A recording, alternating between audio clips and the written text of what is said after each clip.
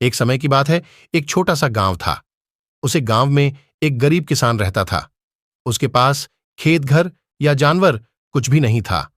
वह अपनी पत्नी तथा 2 बच्चों के साथ एक झोपड़ी में रहा करता था।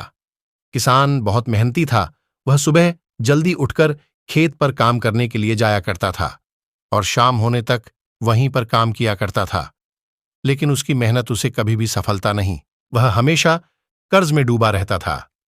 एक दिन भगवान ने किसान की परीक्षा लेने का निर्णय लिया। भगवान किसान के रूप में उसके खेत पर गए किसान ने उन्हें पहचान नहीं और एक यात्री बनाकर उनकी सेवा की।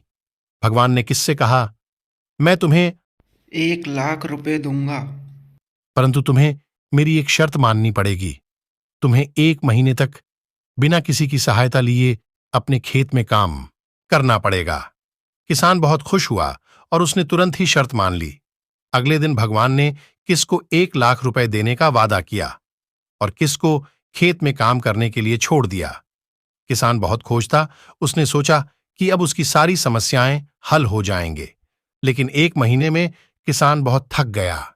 वह काम नहीं कर सका। उसने भगवान से मदद मांगी। भगवान ने किसान से कहा, तुमने शर्त तोड़ दी है, अब मैं तुम्हें 1 लाख रुपए नहीं दूंगा।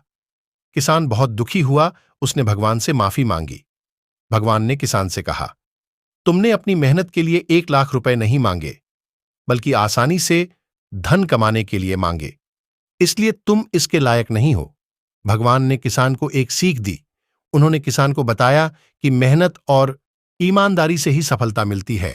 किसान ने भगवान की बात मान ली और उसने मेहनत करना शुरू कर दिया। कुछ सालों में वह एक सफल किसान बन गया। उसके पास खेत, घर तथा जानवर सब कुछ हो गया था। किसान बहुत खुश था और उसने भगवान का शुक्रिया अदा किया। यह कहानी हमें यह सिखाती है कि मेहनत और ईमानदारी से ही सफलता मिलती है। हमें हमेशा भगवान पर भरोसा रखना चाहिए। ऐसे ही प्रेरणादायक कहानी देखने के लिए हमारे चैनल को सब्सक्राइब कीजिए।